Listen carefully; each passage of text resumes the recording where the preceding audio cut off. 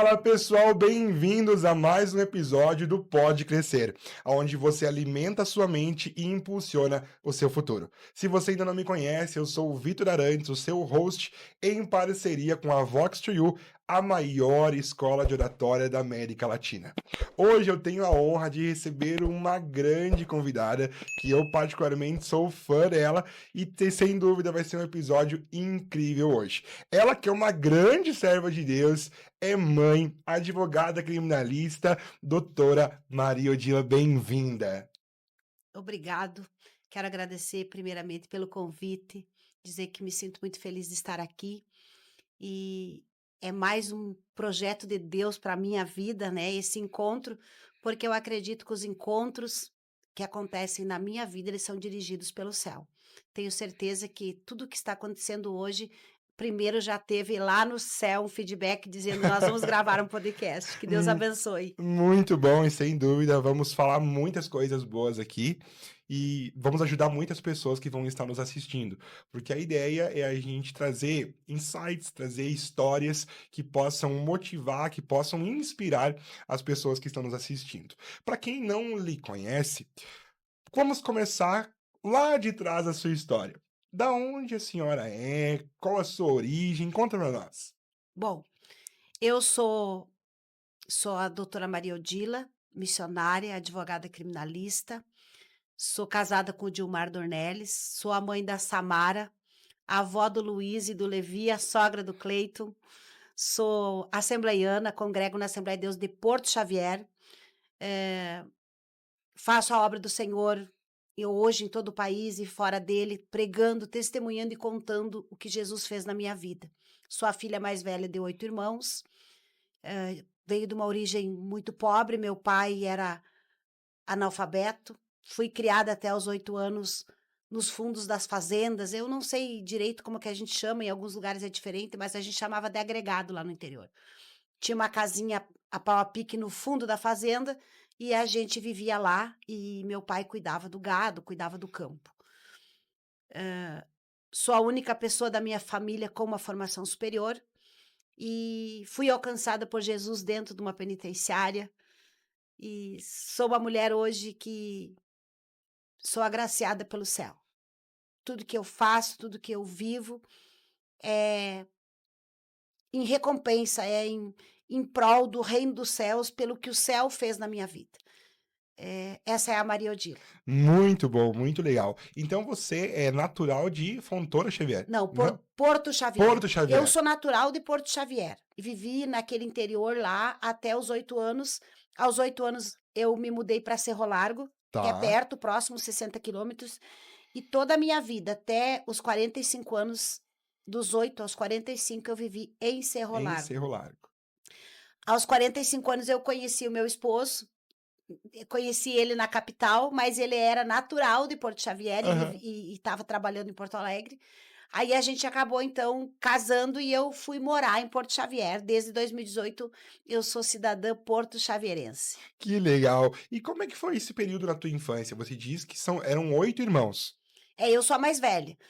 Quando nós fomos para a cidade, eu tinha 8 anos e eu tinha já 4 irmãos. Aham. 3 irmãos, e minha mamãe estava grávida do próximo que iria nascer. Bom, naquele tempo estava com um no braço e um estava no colo. E meu pai conseguiu um emprego numa empresa, lá onde ele desenvolveu uma atividade, daí não mais de agricultor, né? Foi ser pintor naquela empresa e minha mãe foi ser doméstica. E a gente viveu lá.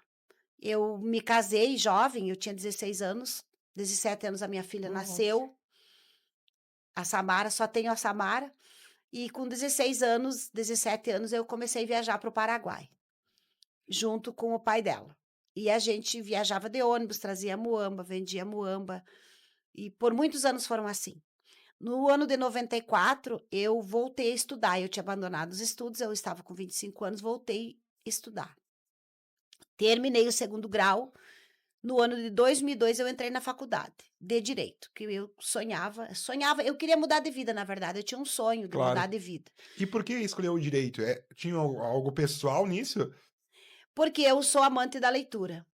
Desde muito criança, eu gostava de ler. Aham. Sempre fui apaixonada por leitura. E a leitura, o conhecimento, uma das coisas mais lindas, e aqui é uma escola, né? Então Claro. a gente pode falar disso. O conhecimento faz a tua mente evoluir. Sim. Mesmo que o ambiente que você viva seja pobre, seja miserável, mas a tua mente evolui. E a minha mente evoluiu, e eu entendi que eu precisava terminar os estudos e eu queria ser uma advogada. Eu ainda não tinha pensamento de ser uma criminalista, mas eu pensava em ser uma Aham. advogada. Aí eu voltei a estudar, então, e terminei o segundo grau num centro de estudos supletivos, em Uhum. Santo Ângelo. Demorei 8 anos para terminar. Hoje é bem mais fácil, você faz uma prova, 2 provas e elimina. Não, eu fiz primeiro, segundo e terceiro ano fazendo prova por prova de cada Uhum. matéria. E foi muito demorado, porque eu não conseguia acompanhar, eu viajava, trabalhava, minha filha na época era pequena, então tinha todo um contexto por trás. Claro. E o mundo que eu vivia, porque o ambiente que você vive também te influencia muito, Que porque molda, sem tem dúvida. uma pesquisa que tu é as primeiras pessoas que você convive, Isso aí. né? Então eu vivia num ambiente que não tinha nada que ver com estudo. Para teres uma ideia, eu viajava para o Paraguai, eu levava o meu material, e na época tinha os gravadorzinhos, eu gravava o material, colocava um fone de ouvido e ia escutando. Eu aprendo muito ouvindo. Algumas pessoas têm essa Claro. facilidade. Então eu estudava durante as viagens e chegava e ia fazer as provas. Mas uma das coisas que eu sempre digo para as pessoas, e você que está nos acompanhando, é que você não escute as vozes externas. Não importa onde você estiver. Se você tomares uma decisão e decidires estudar, ler, te aperfeiçoar, adquirir conhecimento, o Zé Mané, que está ao teu lado, vão dizer para ti: para de ler, vem cá, faz isso, faz aquilo. É uma coisa do inimigo, né? Para te tirar o Aham. foco. Então aconteceu isso muito na minha vida. Aí, então, eu não dei conversa para nenhuma voz externa. Eu decidi que eu queria mudar de vida. Os livros me fizeram conhecer um outro mundo. Além das viagens para o Paraguai, além da muamba, além daquele ambiente pobre que eu vivia. E eu decidi fazer a diferença na minha família. E decidi estudar. Então, eu terminei o segundo grau com muita dificuldade. Em 2002, eu entrei na faculdade. Eu era uma contrabandista estudante de direito. Eu ia viajar para o Paraguai, carregava a muamba e ia para a faculdade. Eu ia de carro, eu tinha uma condição melhor, então eu ia de carro para adequar meus horários. E quando aconteceu a prisão, em 2006, eu estava na metade da faculdade de Direito. Claro que daí houve uma grande mudança na minha vida, mas quando eu parei na penitenciária, meus companheiros foram os livros. Então, eu fui levada de avião a Porto Alegre e lá tinha uma grande biblioteca. Sim. Lia Luft é inaugurada, muitos livros, muitos livros, muitos livros. Ela inaugurou naqueles anos que eu tive lá, 2006, 2007. Então, os livros foram meu companheiro naquele tempo. E os livros me fizeram entender que aquela situação de prisão que eu estava, ela era temporária. Não era para sempre, porque nós não temos pena eterna. Então, eu voltei a me dedicar muito ao estudo, muito aos livros e preparar meu espírito. Nós temos um livro que vai ser lançado agora e eu estava editando o livro e lendo. E lá em 2006 eu fiz uma fala, que vai estar no livro assim, que eu fiz um diário, eu escrevi muito enquanto eu estava lá. Eu vou sair desse lugar e vou me tornar a maior advogada criminalista que esse Brasil já conheceu. Parecia uma história, né? Eu estava presa naquela situação terrível. E agora, alguns dias atrás, quando eu estava trabalhando no livro, eu pensei, não, as nossas palavras, elas têm poder. Tem. Um poder sobrenatural. E eu não sou ainda a maior advogada criminalista que o Brasil conheceu, mas sou aspirante. Muito bom, gente. Que história, que mentalidade. Eu acho que, como você disse, muitas pessoas elas se fazem vítima do ambiente. Mas tudo pode mudar através de uma decisão. Você decidiu não fazer mais parte daquele meio. Tá todo mundo fazendo tudo errado, mas eu vou ler, eu vou estudar, eu vou fazer acontecer. Então você que está nos assistindo e talvez hoje se encontra nesse meio com vozes, com situações que não são boas, você pode tomar uma decisão, assim como a doutora, de mudar de vida e as coisas vão acontecer. Assim como todo o público, eu sou muito curioso, então eu vou te perguntando e a gente vai desenrolando. Você nos disse que você contrabandeava do Paraguai. O que que vocês traziam? O porquê que houve a prisão? Como que houve? Compartilha conosco esse momento da tua vida que foi uma Foi uma mudança. mudança, né. É que assim, com 16, 17 anos, o pai da minha filha começou a viajar para lá, era os anos 90. Era uma época que as pessoas traziam térmica, traziam, DVD, CD para vender, traziam esse tipo de coisa. Claro. E a gente começou a trazer para vender. Uhum. Relógio, óculos, e a gente começou a trazer isso e viajava e buscava essas coisas. Isso não dava prisão, tá. Em 96, 97 apareceu o cigarro do Paraguai. E o crime é uma coisa incrível. Isso vale para todas as pessoas que cometem crimes. Tu começa trazendo para tua sobrevivência. Depois tu vai criando, tu traz alívio de comércio. Aí depois tu quer ganhar mais dinheiro, depois tu quer ganhar mais dinheiro. Quando tu vê, é uma cadeia tão poderosa, né, que tu não consegue mais se desvencilhar. E foi o que aconteceu com a gente. A gente começou trazendo dentro do ônibus os cigarros, depois a gente começou a buscar de carro, depois a gente contratou uma carreta, essa carreta passava por Pedro Juan Cavaleiro e vinha para o Rio Grande do Sul. Ali tinha 1000 caixas, 2000 caixas, era contrabando de verdade. Daí 2000, 2002, 2004, era muita coisa. Só que assim, as pessoas que estão externo, todo mundo sabia que um dia isso ia ter uma interrupção, porque as coisas ficaram grandes. Eu também sabia. De certa forma, eu sabia que alguma coisa ia acontecer. E eu orava muito nesse tempo, porque daí eu comecei a ter problema no meu casamento. E essa questão do meu casamento era uma das coisas que foi um tabu para mim. Eh, eu até quero falar para as mulheres, né, que têm um relacionamento tóxico, um relacionamento com dificuldade. Os cristãos são ensinados a não se separar. E eu acredito que você tem que lutar pelo seu casamento. Mas no momento em que você tem reiteradas situações de traição, de violência, de abandono, você tem que fugir. Você não pode ficar nesse relacionamento. E eu fiquei, porque eu estava tão ligada naquele mundo. Eu era jovem quando conheci o pai da minha filha, e eu tinha aquela ideia de família. Só que a partir do momento que você é traída uma vez, 2 vezes, 3 vezes, tu não tem mais uma família. Essa família não existe. Mas nós fomos ensinados a não separar nunca, né. Há pastores aí que preferem ver as mulheres apanhando do que ela ser divorciada. Então eu não queria ser uma mulher divorciada. Eu não queria passar por isso. Então eu fui aguentando todas as situações que apareceram com o tempo. Então quando chegou o momento da prisão, a polícia estava escutando há 1 ano e 6 meses já. Foram as primeiras grandes escutas telefônicas e filmagens feitas com drones, Nossa. 2006. Foi quando começou a lei da escuta. Então quando me prenderam e eu cheguei na presença da delegada, tinha tudo.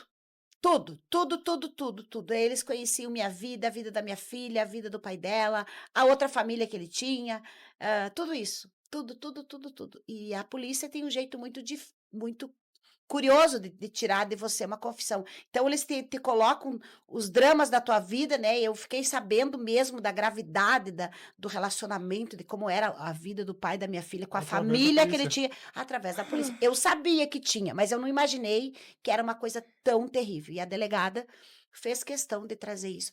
Então, naquele dia 10 de outubro de 2006, quando aconteceu a prisão, eu perdi a minha liberdade, todo o patrimônio que o contrabando deu, e perdi a minha família. E eu vou te dizer para ti que o meu maior sofrimento não foi o patrimônio nem a prisão, foi ter perdido a minha família. Na verdade, eu não tinha família mais, né? São coisas que. E hoje eu trabalho muito isso nos cultos de mulheres, nos eventos de mulheres, porque eu achei que eu ia morrer. Eu achei que eu não ia conseguir superar o abandono, eu não, assim, hoje eu consigo falar disso com naturalidade, porque Deus me deu uma nova família e eu tenho uma história linda de vida que Deus me alcançou.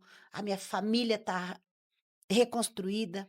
A minha filha hoje é casada, tem 2 filhos lindos que são meus netos. E Deus pode fazer tudo infinitamente muito mais do que a gente imagina. Pode, sem dúvida. Que visão que você nos traz desse momento de tomar uma atitude, de crer que Deus é fiel para fazer essa mudança. Nós que temos a fé em Cristo, nós sabemos que nada acontece por acaso, tudo tem um propósito, tudo tem um motivo, e se hoje a senhora está aqui contando esse testemunho, algo precisou ser passado, precisou ser sofrido de certa forma, para que esse testemunho valesse hoje. Mas assim, eu nem imagino, e não quero imaginar esse momento que houve essa interrupção, de certa forma. Você disse que já imaginava que uma hora ou outra ia estourar, mas provavelmente foi um momento muito delicado. O que que passava na sua mente naquele momento ali? Bom, eu fui acordada dia 10 de outubro de 2006, tinha 50 polícia dentro do nosso pátio, Polícia Federal. Nossa! E eu sabia que naquele dia a nossa vida estava mudando para sempre, a minha vida. Porque, graças a Deus, nós somos individuais. E decisões mudam destinos. Sim. Eu uso muito essa frase. Aquele dia, eu tinha uma escolha: viver ou morrer, porque hoje, os anos se passaram, são 18, 19 anos que aconteceu. Eu tenho problemas sérios de coração, fiz um procedimento ano passado, tenho um stender no coração, mas na época eu sempre fui hipertensa desde os 28 anos, e foi um dia muito difícil para mim. Foi um dia em que uma realidade muito difícil surgiu na minha frente. Quando eu nunca tinha andado de avião, o primeiro avião que eu andei foi o avião da Polícia Federal, algemada, olhando para o pai da minha filha, que estava junto comigo, e mais 4 pessoas que foram levadas a Porto Alegre. E naquele dia, dia 10 de outubro de 2006, a minha vida mudou para sempre. E eu, todos os dias, quando eu acordo pela manhã, eu tenho um sentimento de gratidão a Deus por aquele dia. Porque aquele dia mudou a minha vida. E eu posso dizer que Deus mudou a minha vida infinitamente para melhor. Eu não sei o que teria acontecido comigo se eu continuasse naquela vida. Mas o certo é que naquele dia eu fui levada para a prisão. Eu cheguei em Porto Alegre no Salgado Filho à tarde. À meia-noite eu estava na penitenciária Madre Pelletier, que é a única penitenciária feminina do estado. Quando eu entrei lá dentro, que a Polícia Federal me deixou lá e que eu fui recebida pelos agentes e que eles me colocaram na triagem, onde tem uma porta grande assim que você entra, e eu entrei para dentro e da triagem, e em cima está escrito assim: bem-vinda ao inferno. E eu sou advogada, eu sempre tive um espírito de advogada depois que eu comecei a estudar, e eu gosto muito de olhar o ambiente, porque eu sabia que era um ambiente hostil, perigoso, mas eu me adapto muito bem em qualquer lugar. A minha filha me disse algo esses dias numa situação que aconteceu, e ela me disse assim para mim: mãe, tu é a pessoa mais forte que eu conheço. E eu, quando ela me disse isso, eu comecei a pensar: é verdade, eu sou forte. Aquele dia, eu entrei lá, eu olhei para todo aquele ambiente hostil, horrível, a situação daquelas mulheres que estavam ali. E Deus me deu algo muito lindo, que eu creio que foi o céu que me deu. Eu não julgo ninguém e não suporto pessoas que rotulam os outros.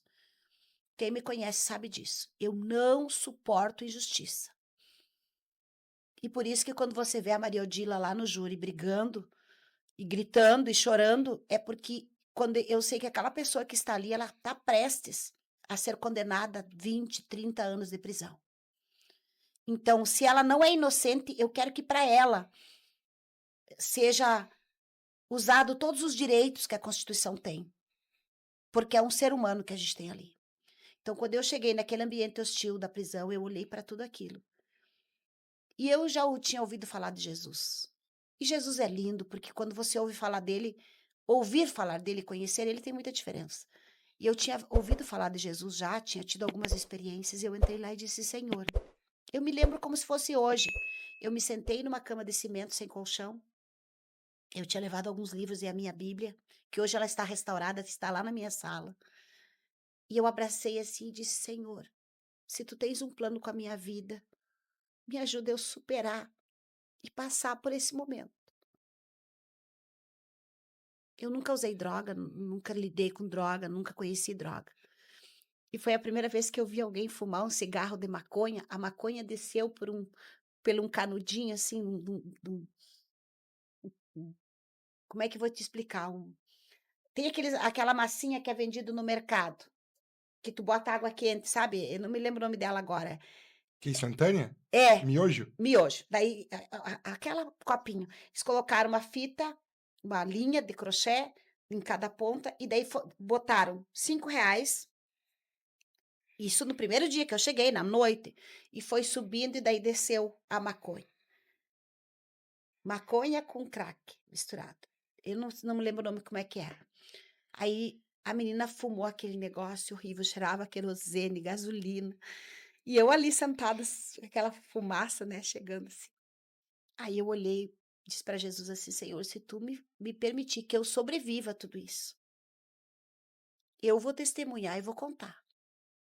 Vai ser uma experiência. Ali eu já tomei uma decisão de fazer daquilo ali um episódio, sabe? Tipo assim, eu vou escrever um livro, vou Claro. contar as histórias para as pessoas, vou ganhar dinheiro com isso no futuro, alguma coisa assim. Porque eu precisava me envolver com alguma coisa. E aí, a menina, eu não tinha colchão, e a menina disse assim para mim, me olhou bem sério, disse assim: tu quer dormir comigo? E, e eu tive um pensamento, passou 1000 coisas na minha cabeça, né? Aham. Mas eu estava numa situação tão difícil que eu só queria deitar e dormir.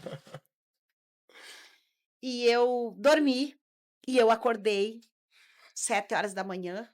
Muitas presas chegaram durante aquela noite, porque era uma triagem. Claro. Quando eu olhei a parede, que estava dia daí, e vi todas aquelas escritas, eu acordei virada para a parede, assim, eu morri quando eu deitei, eu morri dormindo, assim. Aí quando eu acordei e vi aquela parede, eu olhei para o lado, olhei para tudo e disse: gente, isso é real. Eu tô presa.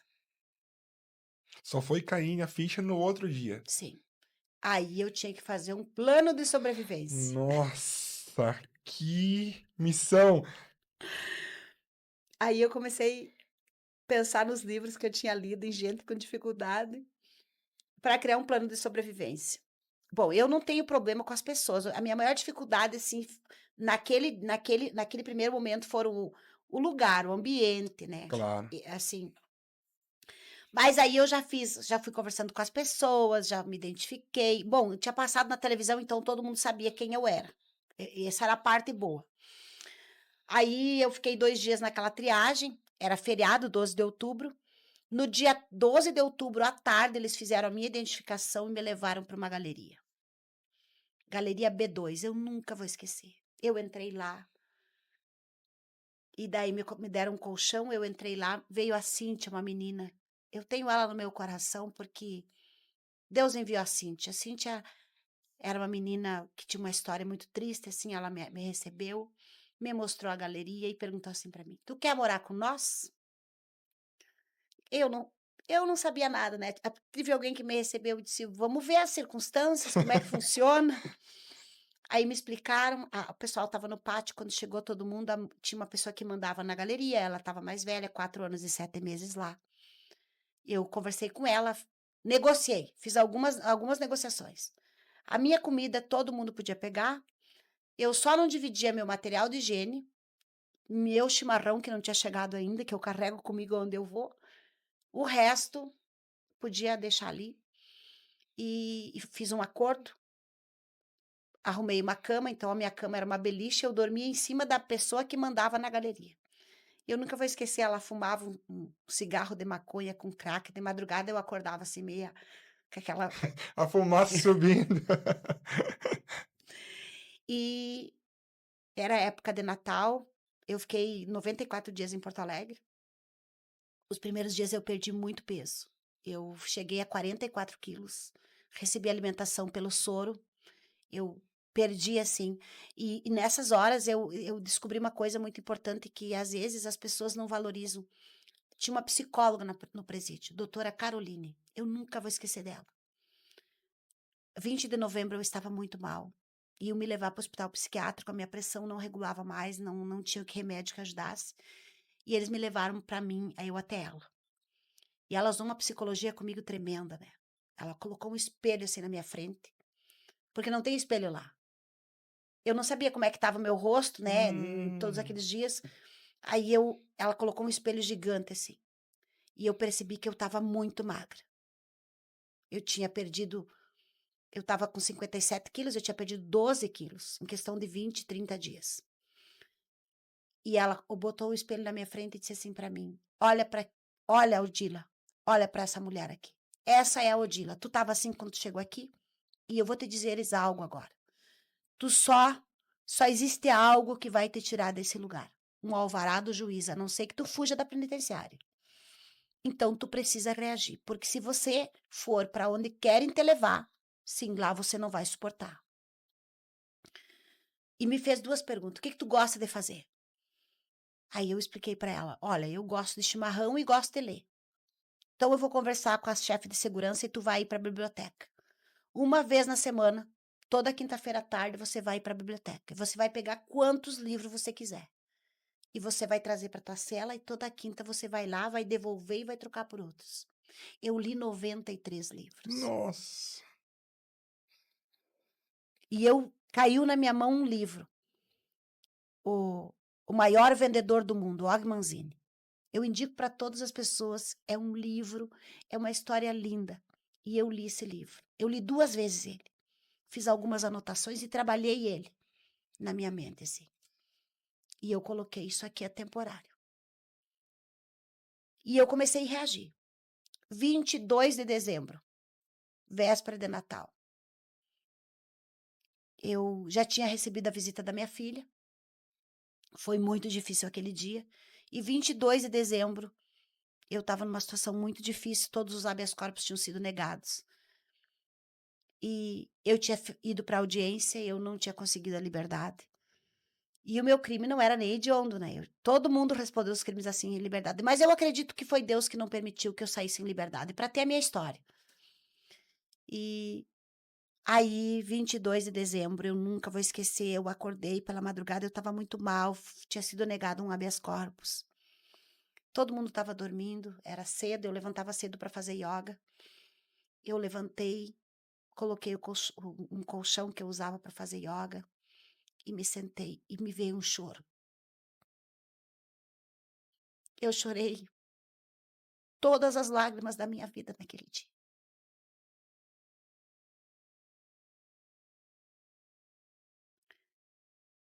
Olhei ao meu redor, todas aquelas grades, e eu não suporto ambiente fechado, eu tenho muita dificuldade. E eu lembrei de Jesus. Lembrei da igreja, lembrei das vezes que eu fui uma crente ruim. E eu disse para o Senhor: Jesus, se tu permitir que eu saia viva desse lugar, se tu cuidar minha filha que está lá fora, tu permitir que eu sobreviva a tudo isso, eu vou te servir enquanto eu viver. Com comida, sem comida, com dinheiro, sem dinheiro. Eu vou te servir e até o último minuto da minha vida eu vou pregar a tua palavra. E vou testemunhar o que tu fez na minha vida. Isso era 22 de dezembro de 2006. Eu dobrei meus joelhos, eu nunca vou esquecer. Eu disse: Senhor, a partir de hoje a minha vida é tua. E a minha vida está na tua mão. Entreguei minha vida para Cristo. Eu me senti abraçada. E nunca mais, a partir daquele dia, eu andei sozinha. O tempo passou. Eu fui transferida para Cerro Largo. Em setembro de 2007 veio a sentença. 11 anos. Mas eu estava bem. Eu era uma presa livre. Meu coração estava livre. Eu voltei a estudar quando fui para o semiaberto. Primeiro dia. que eu saí pra rua, depois de 1 ano e 6 meses atrás da porta, eu ganhei o direito de ir pra faculdade, 5h30 da tarde, dia 8 de abril de 2008. A Samara estava me esperando na porta da penitenciária. E ali ninguém mais segurou a Maria Odila. O céu me conduziu. Eu tomei decisões que eu fiz o meu divórcio na penitenciária. Eu virei uma leoa e me tornei a Maria Odila que eu sou hoje. Uau! Meu Deus! Quem assiste os teus vídeos não entende aquele ímpeto que você tem lá. Mas hoje nós conseguimos entender e ver, que tudo que você passou não foi desperdiçado. A grande questão da nossa vida muitas vezes é que a gente passa por coisas e desperdiça momentos. Você entendeu que aquele momento era um aprendizado e ia servir para algo. Talvez alguém que está nos assistindo hoje está num momento difícil, mas ouça esse testemunho e entenda. Aproveite esse momento como um testemunho. Aproveite esse momento não para se destruir de vez, mas para evoluir. Sem dúvidas, doutora. Você teve momentos muito marcantes dentro da penitenciária. Esse que você contou pra gente foi um. Mas, pra você, qual foi o momento mais marcante dentro do período que você ficou na penitenciária? Pode ser um momento que você sentiu medo, a gente já entendeu que existem leis que regem lá dentro, precisam ser feitos acordos, provavelmente tem grupos distintos. Tem alguma situação marcante nesse sentido que você passou lá? De medo? É, de medo. Bom, em Porto Alegre, quando eu estava, teve uma visita que houve um problema lá e as meninas colocaram fogo. Elas estavam 2 meninas no castigo, numa cela isolada, e elas colocaram fogos em colchões. Foi uma das coisas que eu não tive, assim, medo. Daí, nesse momento, a chefe de segurança, na hora que a visita foi embora, a gente foi recolhida, eles conseguiram contornar o fogo, mas uma das meninas morreu. E e a mãe dela estava presa também. E a noite daquele dia foi uma das noites mais difíceis e mais marcantes que eu tive na penitenciária. Porque eu sou mãe, e se teve uma das coisas que me fez eu vencer tudo, além do Senhor Jesus, foi a minha filha. Porque eu pensava: "A minha filha precisa de mim". Eu sempre quis ser vó. Então isso me fez eu ter força em alguns momentos difíceis. Mas esse dia, essa mãe, ela gritou a noite inteira. Porque ela estava presa, a filha estava no necrotério. Aquela noite eles iam fazer todo o procedimento e o velório seria pela manhã e o enterro à tarde. Entregaram o corpo para a família de manhã, era umas 10 horas da manhã, aquela mãe, depois de ter gritado uma noite inteira, ela passou pela frente da galeria. Carregaram ela para levar para o velório. É uma das coisas que às vezes eu ainda tenho. Quando eu viajo, por exemplo, eu tenho esse susto de quando alguém grita assim, que eu tô dormindo, porque eu pegava no sono e eu acordava com os gritos dela, pedindo pela filha, queria notícia da filha, e a filha já estava morta. E, e daí eu imagino a agonia que ela teve enquanto da visita, ela estava na visita, a filha estava no castigo, ela sabia que era a filha dela que estava dentro daquela cela. E, e daí no outro dia, bom, foi um dia, uma noite, um dia que não se ouviu, não se ligou rádio dentro da penitenciária, não se ouviu um grito, ninguém usou droga. Ninguém se moveu, a penitenciária ficou 24 horas em silêncio. Foi um dia de muita meditação para aquelas pessoas que estavam lá. E ela foi, era 10 horas e 14 horas trouxeram ela de volta. Foi mais uma noite terrível. Então, esse episódio foi um dos episódios da penitenciária que me marcou muito. Nunca mais eu esqueci. Eu até hoje eu às vezes acordo de madrugada com a batida da grade, assim. Aquela pancada forte, eu dou um grito. Eu, quando viajo de carro, minha filha sabe disso, eu dou um susto em quem tá dirigindo, porque eu acordo, nunca mais. Saiu. da minha mente é batida da grade. E eu oro muito e eu às vezes peço para Jesus me tirar isso, mas eu descobri algo sobre isso.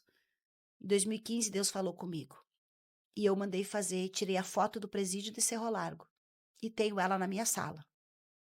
Em Porto Xavier tem a foto grande do presídio. Ela fica de frente para minha mesa. Tem umas escritas lá que Deus me deu, que toda vez que eu pensar que eu tô grande, eu tenho que lembrar de onde Deus me tirou. Quando os honorários forem altos, ainda não são, mas um dia vai ser muito alto. Eu tenho que lembrar que eu já estive lá e que eu tenho que estender a mão para essas pessoas. Então eu levo Bíblia para a cadeia, ajudo as pessoas familiares com cestas básicas, peço doações.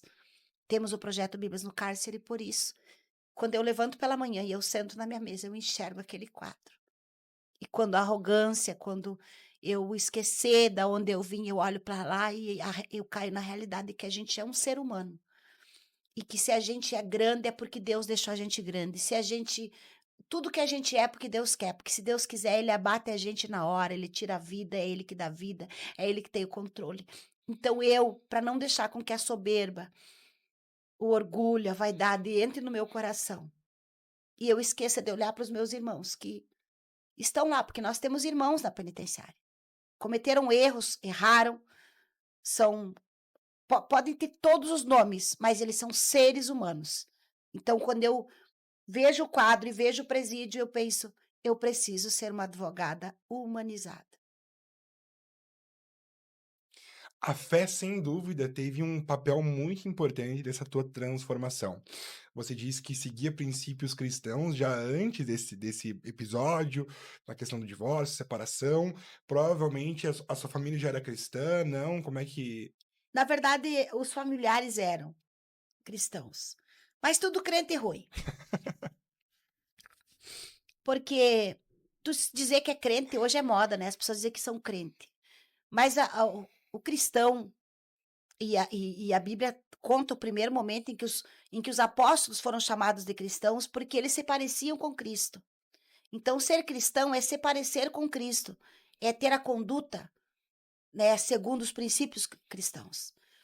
E então eu aprendi isso. E cristão não faz contrabando, né? Não vende coisa ilícita, né? Então, por isso que eu digo que eu era uma crente ruim. Eu tenho dito isso todos os dias para Deus, que quando você tem o que eu tenho hoje, eu influencio pessoas. Eu recebo mensagem todos os dias no privado de pessoas que pararam de estudar, mas que quando ouviram o meu testemunho voltaram a estudar. Pessoas que não tinham feito a prova da ordem, mas que começaram a estudar para a prova depois que me ouviram testemunhar, que viram meus vídeos. Então hoje, de certa forma, eu influencio pessoas. E para mim poder fazer isso, eu tenho que ser um exemplo. Então, por isso que eu te digo, eu tinha pessoas que conheciam, que ouviam falar de Jesus, mas ninguém conhecia Jesus. Porque quando a gente conhece Jesus de verdade, a primeira coisa que você tira é a tua razão para passar para alguém. Porque Cristo fazia isso. Então, você não é soberbo, você não é orgulhoso, né? Você não fala, não fica falando de si mesmo. Você fala daquele que te deu tudo. Porque eu tenho convicção e certeza no meu coração que eu só cheguei até aqui, a esta manhã, onde você está fazendo essa entrevista para mim, está conversando comigo, porque Jesus entrou na minha vida. Porque senão eu não estaria mais nesse mundo. Eu passei por tantos momentos de dificuldade. Eu sei que se eu contar para ti, contar para minha filha, contar para as pessoas, eu vou só estar contando. Mas ninguém imagina as situações de abandono, de humilhação que eu passei na minha trajetória até me tornar uma advogada. Eu passei por 2 julgamentos no Conselho de Ética da OAB, depois que eu passei na prova da ordem, para me tornar idônea. E eu fui ridicularizada pelas pessoas que fizeram o primeiro julgamento de uma coisa que eu já tinha pago.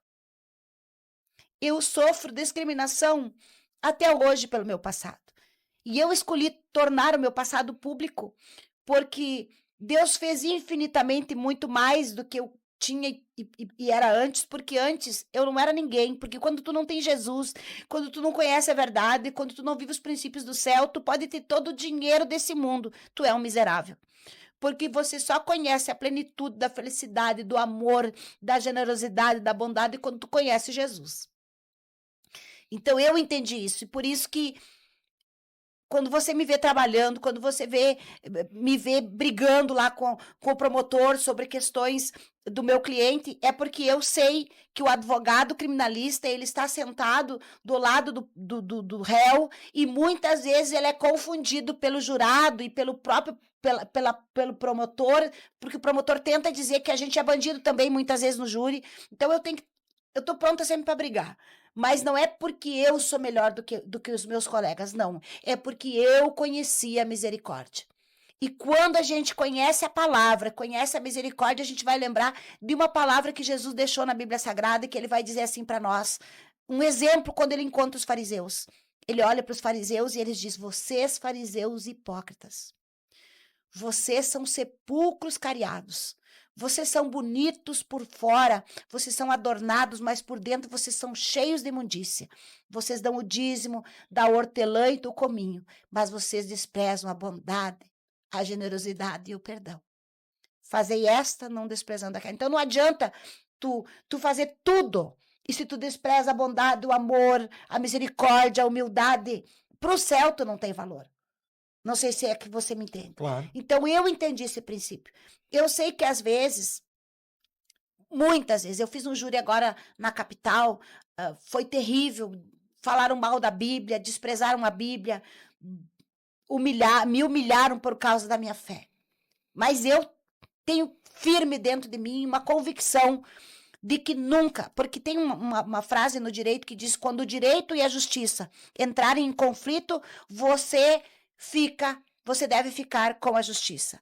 E eu, quando a minha Bíblia e o direito entrarem em conflito, eu fico com a minha Bíblia, porque ali tem verdade, verdades eternas, porque todo o resto é perecível. O direito, os códigos, tudo é perecível, porque não teve um homem, por mais intelectual, por mais jurista, por mais inteligente, que conseguiu morrer e ressuscitar.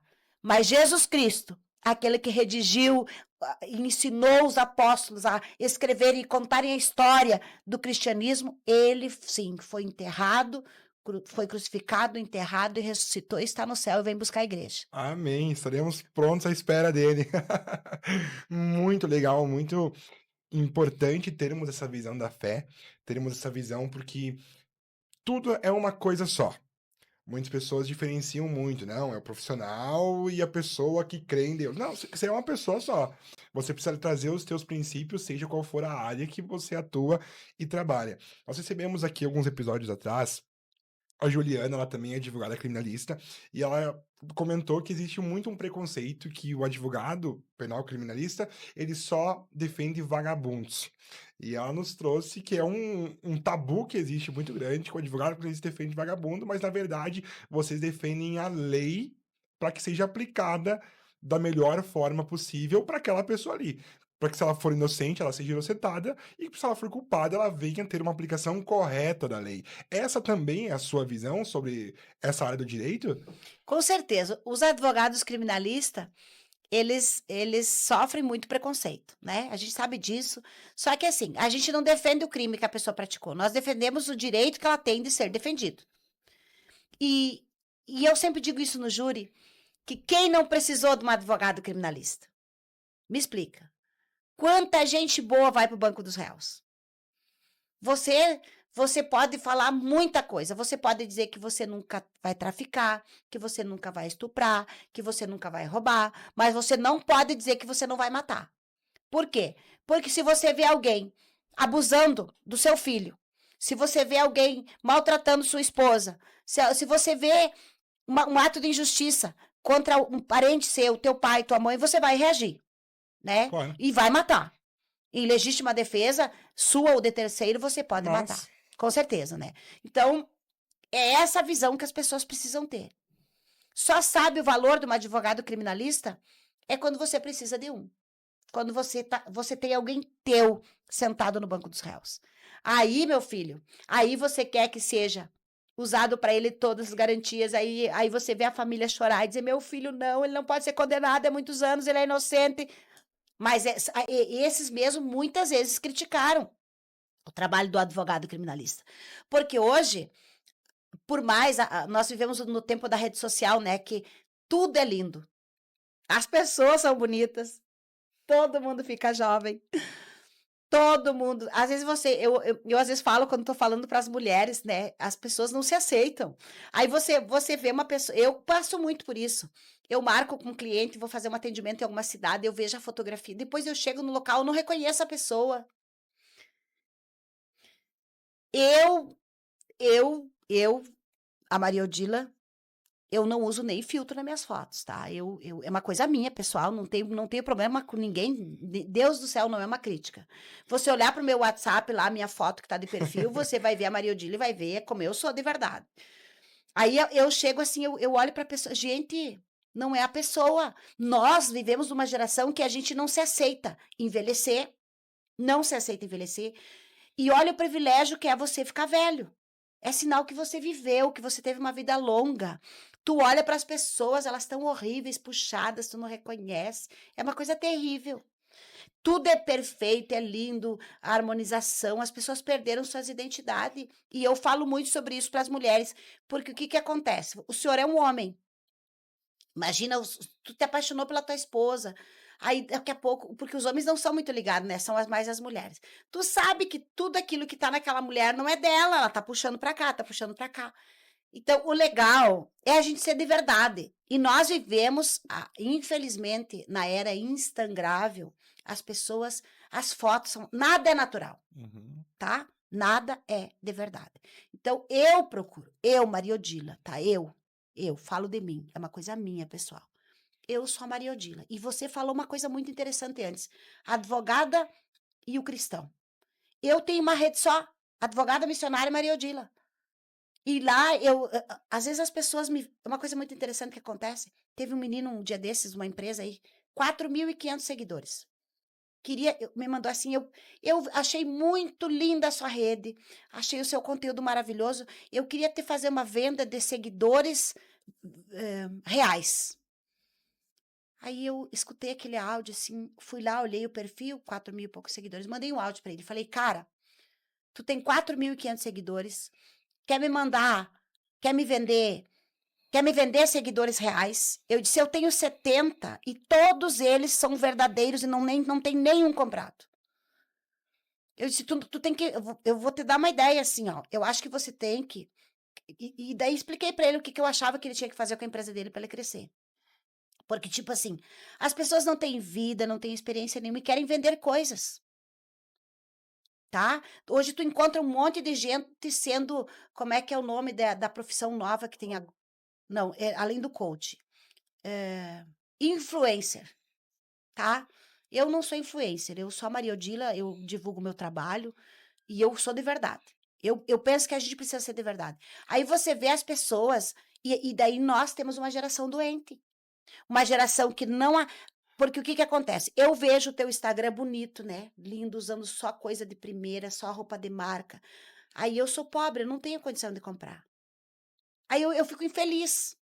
Aí eu fico olhando aquela mulher linda, maravilhosa, e eu fico infeliz porque eu não sou bonita assim, eu não tenho essas roupas. Aí quando tu enxerga a pessoa não tem Jesus, é miserável, é pobre, não se dá com o marido, tá dormindo na mesma casa, não se separou porque não quer repartir o patrimônio, e segue, e segue. Então, nós precisamos nesse tempo ser referência para as pessoas sendo de verdade. O convite é que a gente seja de verdade. Se a gente é crente, que a gente seja crente de verdade. Se a gente não é crente, que a gente seja o que a gente seja, mas que a gente seja de verdade. Ou é frio ou é quente, É, morno não não dá. tem conversa. Então, eu sou muito intensa nas minhas, na minha vida, assim. E eu amo isso em mim. É uma das coisas que eu gosto em mim. Porque eu quando estou fazendo a minha defesa no júri, eu fico pensando assim, o júri é cheio de protocolo. E eu me lembro de Jesus. Jesus não tinha protocolo nenhum, né? Ele estava caminhando numa rua e tinha uma festa, e ao encontro dele vinha uma viúva com seu único filho no enterro. Jesus parou tudo, quebrou o protocolo, ressuscitou o filho da viúva lá de Naim, fez algo lindo. Então, se Jesus, que era Jesus, não tinha protocolo, por que que nós agora, porque somos crentes, nos envergonhamos da Bíblia? Não falamos da nossa fé? Temos um Instagram para a nossa vida pessoal e para o nosso trabalho, porque a gente não pode contar que é cristão. Ah, fala sério, né, irmão? Se nós somos os embaixadores de Cristo nesse mundo, se a missão da igreja nesse tempo é ganhar almas, como é que a gente vai ganhar alma? Porque o saldo positivo da igreja hoje é almas. Não é fazer igreja, não é comprar banco bonito para a igreja, não é fazer grandes templos, não é nada disso. Os homens fazem isso, mas Cristo, ele quer que a gente ganhe almas. Porque senão não faz sentido nós trabalhar e pregar o evangelho. E tá aí o recado muito bem dado, e esse tema é muito incrível nós abordarmos e falarmos, porque realmente o nosso mandamento é ir e pregar o evangelho por todo mundo, para toda criatura. Exato. Aí O restante é pro nosso ego. Exato. Então, isso é uma das coisas nós fizemos uma viagem missionária agora, passamos 10 estados. E eu fui pregar em algumas penitenciárias em Pernambuco. Estive ministrando lá. E eu olhando para as pessoas assim. Estive no presídio que aquela advogada influenciadora esteve presa. Não vou dizer o nome, mas ela esteve presa lá. E eu estive lá, nessa penitenciária. É uma penitenciária modelo em Pernambuco. Ibuíque é o nome do presídio, lugar. E eu estava ministrando lá e eu olhando para aquelas mulheres assim, vendo a situação de cada uma, ouvindo. E enquanto eu ministrava, algumas pessoas não saíram de suas celas. E eu ouvi um grito de glória a Deus de dentro da cela, assim. Aí aquilo mexeu muito comigo. E eu fiquei pensando, a gente vive num momento em que todo mundo quer ser evangelista. Todo mundo quer pregar. Todo mundo quer aparecer o Billy Graham. Todo mundo quer fazer isso, né? Mas o que a gente precisa nesse tempo? Colocar amor no nosso sermão. Colocar bondade. Porque só falar de amor também não é suficiente, porque Jesus disse, eu estive fome e você me deste de comer, eu estive preso e você me visitaste, eu estive frio e você me vestiste. As pessoas esquecem de tudo isso, né? É bonito falar de Jesus no podcast, é bonito falar de Jesus na igreja, no altar, mas mais bonito é a gente viver o evangelho, levantar a nossa Bíblia como uma bandeira, porque eu levanto uma bandeira, a bandeira do evangelho, ela é a minha bandeira. E eu digo isso quando estou ministrando, digo isso lá no plenário do júri, por quê? Porque eu sou uma advogada diferente. Por que eu sou uma advogada diferente? Porque eu tenho Jesus na minha vida. Eu sou diferente de um advogado que é ateu, sou diferente de um advogado que professa uma outra fé. Eu sou diferente, eu professo o cristianismo, essa é a minha fé, é a minha bandeira. Então as pessoas não podem querer que eu vou lá e que eu seja diferente. O senhor está fazendo seu trabalho, o senhor tem que ser expert naquilo que você faz. Então, eu decidi viver assim. Não sei até quando, não sei como é que vai ser no futuro, mas o certo é que eu vivo cada dia para o propósito do reino. Pregar o evangelho. E eu não perco tempo. Eu quero fazer que nem Paulo. Paulo, quando ele encontrou a Agripa e ele foi fazer a defesa dele naquele julgamento, ele começou a falar do caminho. Ele disse, o caminho me encontrou. Encontrei ele no caminho de Damasco. Ele mudou a minha vida e começou a testemunhar. E o rei Agripa olhou para ele e disse, Paulo, por acaso tu está querendo me convencer dessa tua fé? E eu amo a resposta de Paulo. Não só tu, Agripa, mas todos quantos me ouvem hoje aqui. Então, eu quero fazer isso, pregar o evangelho. As pessoas têm que olhar para mim e as pessoas já reconhecem Cristo na minha vida, porque quando tu tem Cristo, não é pelo que tu está vestindo, é pelo teu comportamento. Porque se tu encontrar alguém caído, tu vai estender a mão. Esse é o perfil de Jesus, esse é o perfil do cristão. E se é fora disso, você pode pregar bonito, cantar bonito. É tudo conversa. É verdade. Sem a presença de Jesus, nós não somos nada. Somos só mais um aí que diz só fala e não vive. Mas, voltando um pouquinho agora para o assunto da sua jornada, da sua profissão, de fato, que é advogada, você já passou pelo sistema, então você já tem uma outra visão que muitas pessoas não têm.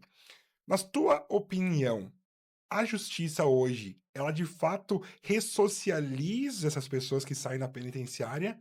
Ou é só conversinha, esse não acontece esse processo? E o que poderia mudar na sua visão desse processo de ressocializar a pessoa na comunidade? Olha, isso é um tabu. Essa é uma pergunta difícil. Por quê? Porque eu não posso dizer que não há ressocialização, porque senão eu tenho que rasgar meu código, né? Eu acredito na ressocialização, porque senão eu não estaria aqui. Uhum, Porque, primeiramente, eu encontrei Jesus, Jesus me encontrou. Mas eu precisei de pessoas que acreditassem em uhum, mim para me dar uma carta de emprego, para mim poder. Porque se eu sou ladrão, tá? Vamos por exemplo, eu tô preso porque eu roubo, tá? Sou ladrão. Progredi meu regime. Tu acha que tem alguém que vai dar uma carta de emprego para um ladrão? Nunca. Mas daí eu vou deixar uma palavra que Jesus fez, ele salvou o ladrão da cruz. Então, eu acredito muito na ressocialização através de Cristo, através do Evangelho, mas também já conheci pessoas. Tive experiência com pessoas e eu vivi isso com um cliente na minha própria vida. Eu advoguei para uma pessoa que era ligada ao tráfico de drogas. Ele não queria mais cometer crimes, ele queria arrumar um trabalho. E eu lembro como hoje, eu tirei ele da penitenciária e ele chegou no meu escritório, sentou na minha frente, e 2 dias depois que ele estava na rua, e disse assim para mim: "Doutora, eu vim aqui. Eu sei que a senhora dá comida aí para as pessoas, que a senhora dá cesta básica, eu preciso que a senhora me arrume uma comida.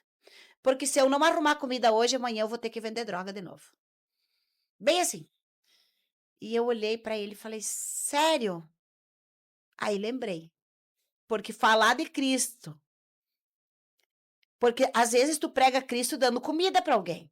Porque se a pessoa não tem comida, como é que tu vai pregar um Jesus que dá uhum. tudo para a pessoa? Aí eu chamei o Dilmar e falei: "Amor, eu preciso que tu me ajude". Expliquei para ele, ele foi lá no mercado, não dei dinheiro, montou uma cesta básica. E daí eu disse assim: o senhor trabalha com o quê?". "Ah, eu faço isso, isso, isso". "Tá, então eu vou falar com um amigo meu e vou arrumar um emprego para ti, mas tu não apronta lá, porque daí vai dar problema".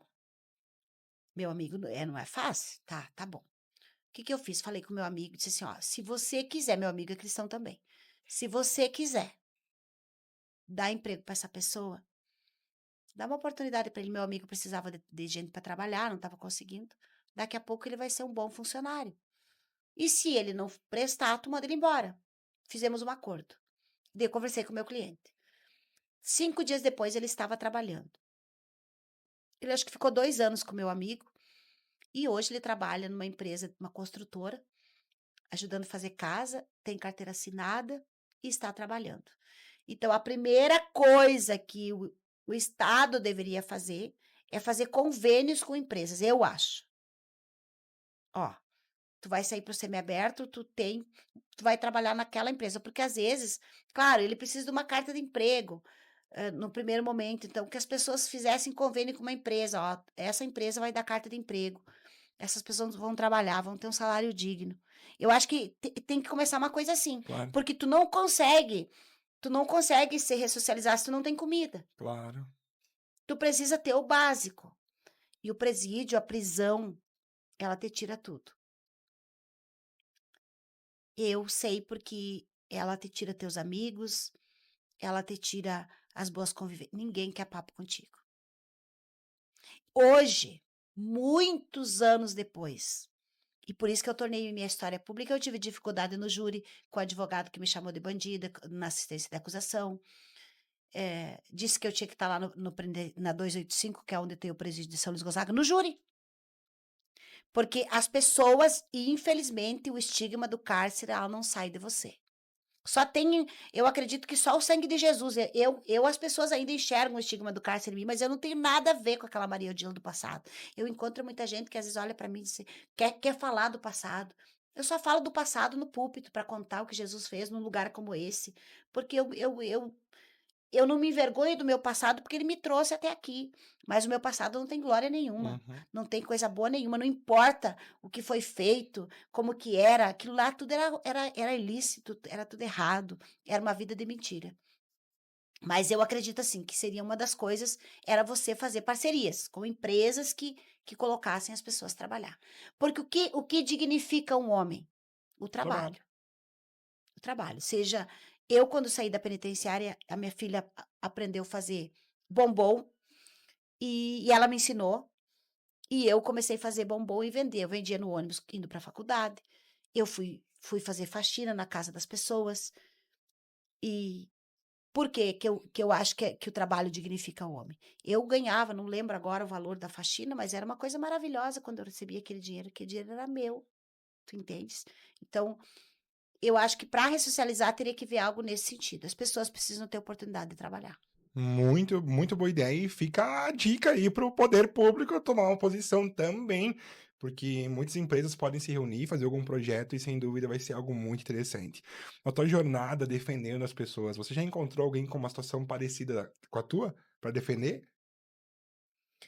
Não, porque eu acho que a única contrabandista que foi presa nesse Brasil fui eu.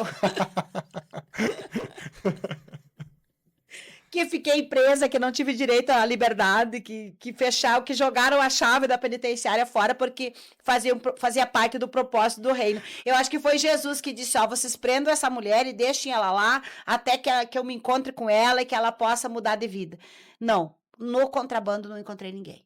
Que interessante isso que você acabou de colocar para nós aqui, mas nós entendemos que tudo tinha um propósito.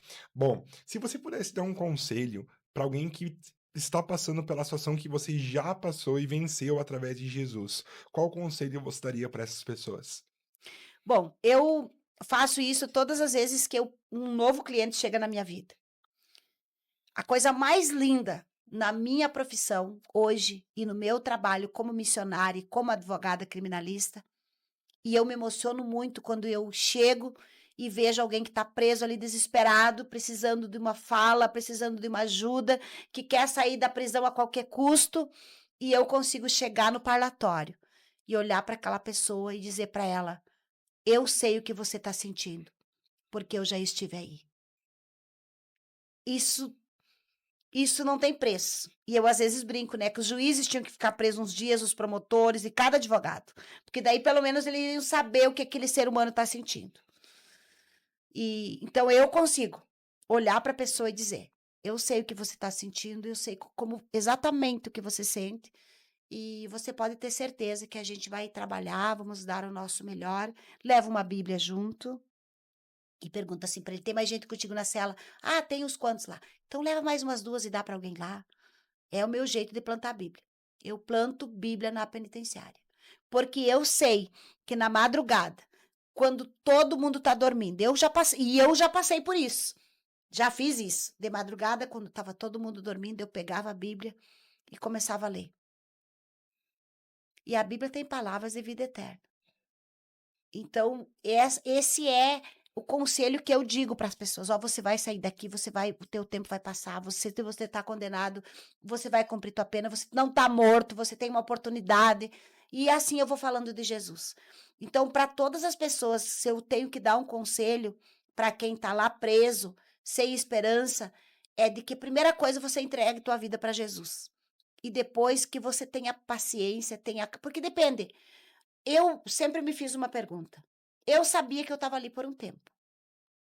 E eu aprendi a lidar com as coisas difíceis assim. Alguns dias atrás, eu tive um problema no coração. Fui feito o procedimento aqui em Passo Fundo, no Hospital São Vicente, né? E eu estava muito mal, muito mal. E eu fui para a sala de cirurgia e eu fiquei falando com Jesus: bom, se eu morrer, eu vou para o céu. Tá ok, né? Mas, Senhor, se tu quiseres me dar mais uma oportunidade, aquilo que eu tenho que melhorar, eu vou melhorar, eu vou pregar mais, eu vou me esforçar mais. Sabe, são coisas muito simples que fazem sentido naquele momento que tu tá vivendo. E a prisão, alguém um dia, num podcast que eu fiz, me pediu assim: doutora, tu consegue definir a prisão e a falta de liberdade? E eu me lembro que eu respondi assim: a prisão, o cárcere, é um dos únicos lugares depois do hospital, né, que quando você tá para morrer, é o segundo lugar aonde você consegue se encontrar contigo mesmo. Tem um ditado na cadeia que aqui é o lugar que o filho chora e a mãe não vê. Então, ali é um lugar. Porque todo mundo que tá ali tá com os seus problemas, né? Uhum. Mas o problema é um só, todo mundo tá sem liberdade. Então, é um lugar onde você se encontra contigo mesmo. Primeira coisa, você pensa, você tá aqui porque você errou. Segunda coisa, o que que você vai fazer quando você sair daqui? Então, as pessoas têm que traçar uma meta. Bom, eu tô preso, deu um problema comigo. Eu vou sair daqui, eu vou continuar roubando, vou continuar traficando, vou continuar cometendo crime, ou eu vou mudar de vida? E ali dentro é o lugar onde você começa a traçar teu plano. Eu fiz um plano que eu seria uma grande advogada e que eu iria estudar, não importasse o tempo, lá dentro. E eu fui vivendo cada dia. Quando faltava 90 dias para mim sair da penitenciária, eu escrevi em cima, do lado da cama na parede, 90 dias, e só fui diminuindo. Quando eu coloquei o pé na rua, dia 8 de abril de 2008, eu sabia exatamente o que eu queria. Uma das coisas é nunca mais voltar para esse lugar. Não importa o que aconteça. Nunca mais eu quero cometer um crime que coloque a minha liberdade em risco. E foi assim que eu venci aquele momento. Muito bom, muito interessante. Já teve algum caso que lhe marcou particularmente, que você diz: "Esse caso foi diferente"? Não precisa falar nomes, a gente só Eu tive muitos casos. mas um caso que não, é esse caso aí é o Olha, melhor. eu tive um júri que eu fiz em 2023, se não me falha a memória, setembro de 23. Era um menino que fez uma roleta russa. Um menino, um trabalhador, uma turma de amigos, beberam e resolveram fazer uma roleta russa. Nossa. E eu não sei as circunstâncias do crime, mas a denúncia era que esse menino teria matado o amigo dele, porque ele disparou a arma na cabeça dele, não saiu, e daí foi para a cabeça do amigo e o amigo morreu. O menino que morreu parece que tinha 21 anos, se não me falha a memória, e o menino que estava sendo julgado tinha 23. E esse caso, a família do menino morava no Mato Grosso, o menino estava preso aqui no Rio Grande do Sul, em São Luís Gonzaga. E eles tinham um advogado que cuidava do processo e eles precisavam de uma criminalista de júri para fazer o júri nas missões aonde, porque o advogado não atuava na nossa região e não sabia como é que funcionava aqui. E eles colocaram lá no Google, advogado criminalista São Luís Gonzaga. E apareceu o meu nome, né? Porque aparece sempre, o meu neto que sempre fala, voto tá no Google inteiro, que eu coloco Maria Odila, aparece um monte de coisa tua. E eles me chamaram e eu fui só pro júri. E foi um júri, assim, que até esse caso da roleta russa tá no Instagram, tá no YouTube. E foi uma coisa que marcou muito, porque eu me lembro que quando começou a minha fala, ele estava sentado do meu lado, ele foi absolvido. Ele pegou as minhas mãos, assim. Ele ia ser condenado a mais ou menos 20 anos, 18, 20 anos. Nossa. E ele pegou a mãe dele estava no plenário. A mãe dele se tornou minha amiga da família. Eu vou visitar ela, em julho agora, eu vou para o Mato Grosso, vou passar na casa dela. E ela pegou as minhas mãos e ela disse assim para mim, doutora, a vida do meu filho está nas tuas mãos. É uma responsabilidade. Meu filho foi uma fatalidade, ele não é bandido, ele não queria matar, ele é inocente, sabe? E eu sabia que ele era Uhum. inocente. Então foi uma das coisas que mexeu muito comigo, foi um dos casos mais lindos que eu tive. Foi uma das vitórias mais lindas que eu tive até hoje, assim, no plenário. Quando saiu a sentença, que ele foi absolvido, esse vídeo tá, inclusive, no YouTube, foi um dos momentos mais lindos como advogada, porque eu olhava para esse menino e pensava, esse menino vai ficar 10 anos atrás da porta. E ele era um menino, era um trabalhador, né? Então, foi esse um dos casos que mais me marcou. Muito interessante esse caso específico, mas assim, aproveitando que falamos sobre isso, como que a senhora administra sua mentalidade antes de fazer um júri? Porque de fato, a vida da pessoa está nas suas mãos. Porque o que o júri entender da sua fala, dos fatos, da circunstância é o que vai definir. Então, como que a senhora se prepara? Como é que é essa mentalidade para depois terminar e dizer, eu fiz meu melhor? Ah, eu Eu acredito assim, nós os cristãos temos a mente de Cristo. Paulo Uhum. disse isso, né? E parece incrível e até parece duvidoso falar, mas eu vivo assim, a minha vida diária. Alguém um dia desse me pergunta assim, num podcast que eu fiz, foi lá no Rio: doutora, quanto tempo de oração a senhora tira para ministrar e pregar assim? Eu fiquei pensando, gente, quanto tempo eu oro? Bom, eu não tenho tempos de oração. Mas uma das coisas que eu vivo, e eu vivo muito isso no meu dia a dia, eu vivo Deus 24 horas. Eu respiro Deus na minha vida, 24 horas. Para cada caso, quando entro no tribunal, quando eu entro no plenário, bom, quando eu entreguei minha toga para o pastor que orou por ela consagrar, ele me deu um recado, que Deus mandou ele me entregar. Ele pegou a toga, ele orou por ela e depois ele entregou ela nas minhas mãos e me disse assim, a beca, aquela preta Uhum. que tu usa no júri. Ele disse assim para mim: quando tu colocares Deus na frente, ele vai entrar contigo no plenário. Tu nunca vai estar sozinho. E eu absorvi tanto aquilo que quando eu visto a minha toga e eu coloco ela, eu digo, Senhor, a minha vida está nas tuas mãos. Mas a vida do fulano também está. Uhum. Que eu seja um canal de bênçãos para a vida dele, através do que tu é na minha vida. Se ele não tem merecimento, mas que tu use a minha vida para abençoá-lo. Essa é a minha oração. E eu fiz um júri em Cachoeirinha, que também tá no Instagram, que é um dos júris mais emblemáticos que eu fiz até hoje. E a Ré estava do meu lado, uma menina, jovem, 30 anos, parece, 29, um crime que aconteceu em 2015. Ela estava sendo acusada de um homicídio triplamente qualificado. E enquanto ela não falou para a filha dela que ela estava no júri.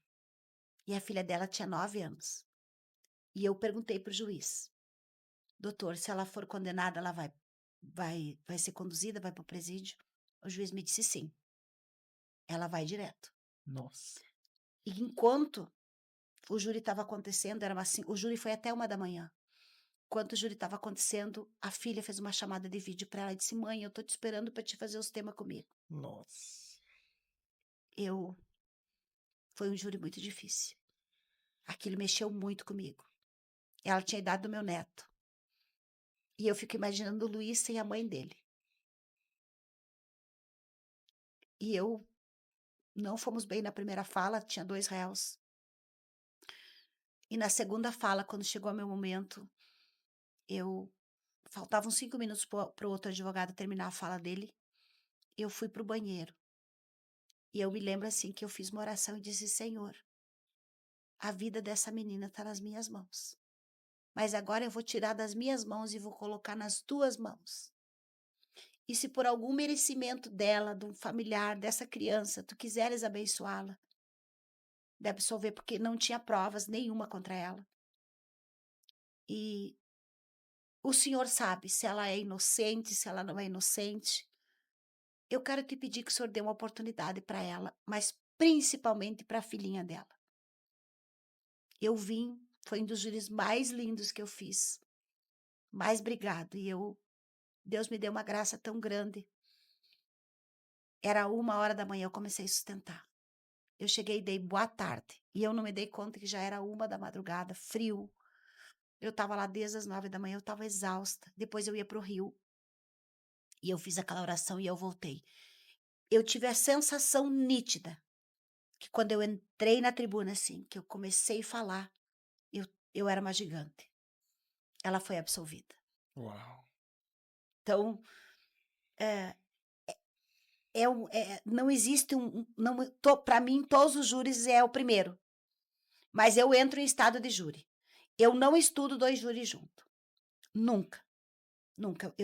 Se eu tenho um júri na segunda, eu trabalho até sábado e domingo naquele júri, faço ele segunda, aí e tem outro na sexta, e durante a semana eu estudo para descer. Eu nunca estudo 2 júris juntos. Eu nunca fico olhando um júri antes, nunca, nunca. A minha filha que faz as de gravação e às vezes ela faz os relatórios para mim, ela diz assim, mas mãe, mas tu é irresponsável, tu tinha que ter olhado já e briga comigo. Eu digo, é uma coisa minha. Claro. O meu marido às vezes fala, amor, por que tu não vai olhando? Não. Eu não consigo absorver os 2. Eu tenho que quando vem aquele júri, hoje é o júri do João, então amanhã ou depois, então eu sento e vou viver para o João. Aí às vezes eu tô sentada assim pensando e a Samara diz muito para mim: "Ai mãe, tu é muito desligada". Tipo assim, tu não presta atenção, mas eu tô lá pensando no João, produzindo a prova, pensando na sustentação. E eu anoto, tem um negocinho da anotação que eu vou anotando cada frase que eu escuto, que alguém fala, e vou guardando. Eu aprendo muito ouvindo, então eu escuto muito, muita aula, muita coisa ouvindo, pouco escrevo. Então daí eu começo a pensar no João, vou vivendo o João, vou orar pelo João, vou viver o caso do João, é muito isso. Muito legal. É interessante porque cada caso é um caso, cada pessoa é uma pessoa, mas o importante é que a senhora tira das suas mãos e coloca nas mãos de Deus. Isso que sempre fará a diferença, sem dúvida, em todos os casos que a senhora assume. Tá muito bom esse papo, demais, mas eu sempre concluo com a mesma pergunta para todos, porque eu gosto muito de ouvir isso. E talvez seja especial hoje, ainda mais especial. Se a senhora pudesse voltar lá atrás para aquela menina que se mudou para Cerro Largo, qual conselho você daria para você mesmo lá no passado? Ah, essa pergunta é forte. Ouvi seu pai e sua mãe. Eu diria para Maria Odila, que tinha 14, 15 anos, escute sua mãe. Porque as mães sabem tudo. Mãe tem uma ligação tão grande com os filhos, é uma coisa do céu. E eu sempre pregando digo que não tem nada mais parecido com o amor de Deus do que o amor de mãe. E eu ouviria minha mãe. Eu lembro que quando eu conheci o pai da minha filha, a minha mãe me disse para mim assim: tu tá botando fora a tua vida. Porque o pai desse cidadão bate na mãe dele e vive na zona. Os antigos falavam Uhum. esse termo. E ele não vai ser diferente. E eu não ouvi minha mãe. E deu no que deu. Seria o conselho que eu daria para Maria Odila, de 14, 15 anos, escute sua mãe. E esse conselho serve para todas as meninas. Escute sua mãe. Muito bom. Fica aí o conselho, então, da doutora, que sem dúvida vale muito, é muito especial e vai fazer muita diferença na vida daqueles Samara tá me que. olhando e rindo porque ela não escuta. Não, porque eu não existi. Ah! Boa! Nem o Luiz, nem o Levi. Tem que fazer do limão uma limonada, né? Mas deu um belo fruto que ela aí te acompanha, é ativa contigo, então, sem dúvida, no final, Deus fez uma limonada que foi muito produtiva e bênção para a vida de Minha muitas filha é uma pessoas. bênção, ela não tem nada que ver com esse passado, ela é o Claro. amor da minha vida e não tem nada que ver, ela sabe E disso. Deus, netos, e agora? Deus o livre, né? O Levi é lindo, lindo, lindo. O Luiz também, né? Um neto pretinho, um neto branquinho. O Levi eu olhei para ele hoje de manhã, né? Ele é europeu, tem o olho azul, assim, a pele clara. E o meu genro ainda brincou comigo, disse assim: olha a diferença tu e do Levi. Sim, o Levi é europeu e a avó dele é índia, né? Então essa é a diferença. Muito bom, muito legal. Doutora, eu sei o quanto o seu tempo é valioso, precioso. Eu quero agradecer de coração a sua presença aqui. Nós somos muito edificados com a sua história, com o seu testemunho, com o seu conhecimento. E eu não tenho dúvida nenhuma que cada um que está nos assistindo foi muito abençoado hoje através da sua história. Quem quiser lhe acompanhar, enfim, mais de pertinho, aonde que lhe encontra? Bom, eu tenho um canal no YouTube, que é doutora Maria Odila, advogada missionária, eu acho, que tem mensagens, é tudo misturado. Uhum. Eu não tenho nenhum separado. O único canal separado que nós temos é a advogada Maria Odila Inocentes, que é um canal que é no YouTube. No YouTube não, no Instagram. No Instagram, que a gente tem por causa do projeto Inocentes, que a gente tem um projeto Inocentes, que a gente pega alguns casos de pessoas que são inocentes, que estão presas injustamente, condenados, e a gente revisa. Então, a gente tem esse canal que é Advogada Maria Odila Inocentes, no Instagram. O Instagram é Maria Odila Adv, Tá. lá é o Instagram que a gente usa bastante. Tem lá no TikTok, tem no Facebook, tu encontra a Maria Odila em todos os lugares. Tá no Google inteiro. Nós fizemos um e-book agora, Claro. os primeiros passos da advocacia criminal, porque as pessoas me pedem muito. Porque quando eu começo a testemunhar, e parece ser incrível, né? Tu começa a contar a tua história e tu fez tudo do nada. É literalmente do nada. Então, as pessoas me dizem, doutora, eu também não tenho condições de abrir um escritório, como é que eu faço? Aí eu fiz um e-book com preço simbólico, o link tá lá na nossa bio, Tá. para as pessoas terem uma ideia de como tu começa do nada. Né? Mas o tema principal é botar Jesus em tudo, que daí dá tudo certo. Boa, então você que tá inspirando direito aí, entra lá no Instagram da doutora, clica lá na bio, no link e adquire o e-book que vai estar se abençoando e abençoando a vida dela. Gente, muito obrigado pela tua audiência.